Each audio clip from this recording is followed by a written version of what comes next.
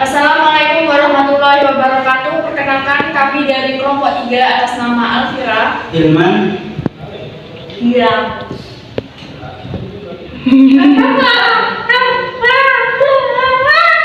dan saya Imam Solihi. dan saya Yohana. Kami di sini akan menjelaskan tentang disleksia. Menurut para ahli disleksia, menurut kelas ini, disleksia merujuk pada kesulitan membaca baik itu penglihatan atau pendengaran. Intelijensinya normal dan usia keterampilan bahasanya sesuai.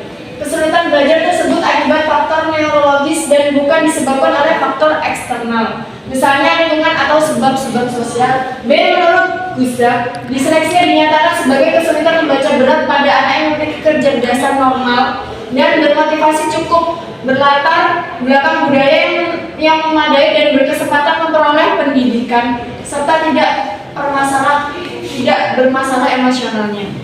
Next. Pengertian disleksia.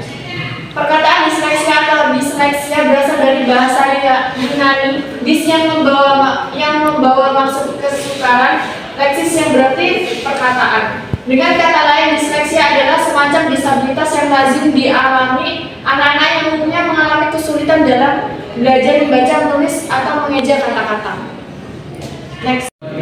Faktor-faktor penyebab disleksia yaitu dibagi menjadi 3. Yang pertama keturunan atau genetik, yang kedua biologi, yang ketiga kematangan. Yang pertama, masalah disleksia boleh diwarisi, cuma derajat keterukan disleksia yang dialami mungkin berbeda. Kajian telah membuktikan disleksia yang disebabkan oleh kromosom 15,1 dan 16 diwarisi secara turun-menurun. Di psikologi 1991 dan Hammond dan Hunges 1996. Yang kedua, biologi. Kesukaran ibu semasa melahirkan, anak seperti lahir tidak cukup bulan. Yang kekurangan oksigen semasa dilahirkan, komplikasi yang dihadapi ibu semasa proses kelahiran. Semua faktor ini menyebabkan ketidaksempurnaan perkembangan pada otak, yang menyebabkan anak-anak tersebut menghadapi masalah disleksia. Yang ketiga, kematangan. Terdapat kanak-kanak yang lambat perkembangannya pada bagian tertentu, yaitu ada pada bagian saraf.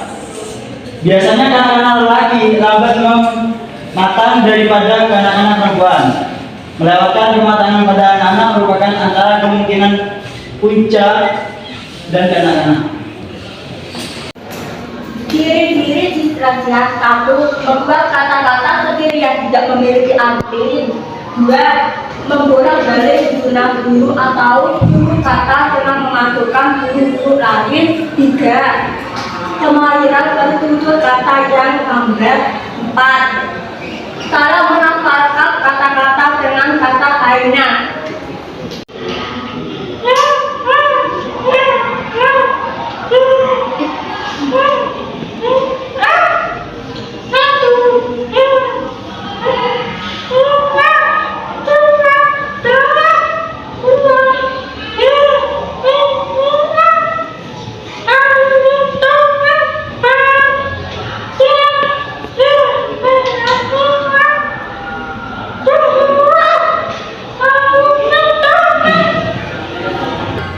Baik, saya akan menjelaskan yang sudah disebutkan oleh Nabila.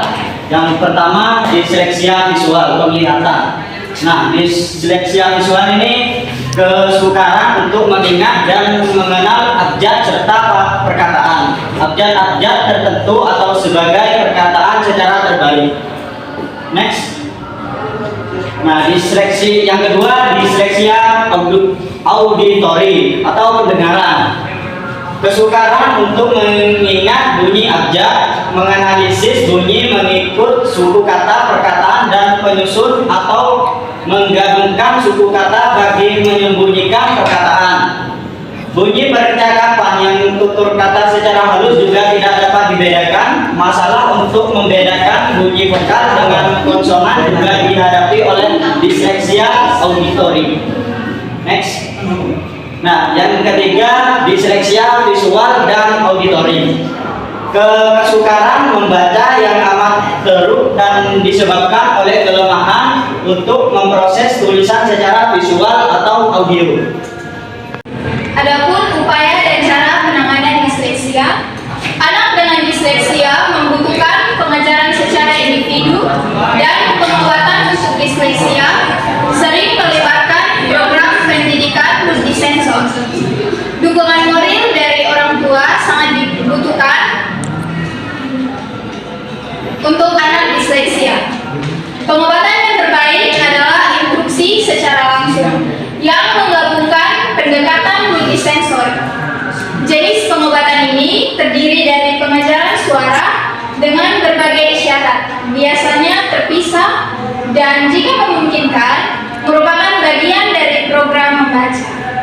Yang berikut, instruksi tidak langsung juga bisa diterapkan. Biasanya terdiri dari pelatihan untuk mengucapkan kata atau pemahaman membaca. Anak diajari bagaimana caranya untuk mengolah bunyi dengan mencampuri bunyi untuk membentuk kata, dengan mengenali posisi bunyi dalam kata. Misalnya, dalam mengenali bagian-bagian atau pola dan membedakan berbagai jenis suara atau masalah dengan ingatan, percakapan, pemikiran, serta pendengaran. Yang dari kelompok kami kurang lebihnya mohon maaf. Wabillahi taufik wal hidayah. Wassalamualaikum warahmatullahi wabarakatuh. Terima kasih.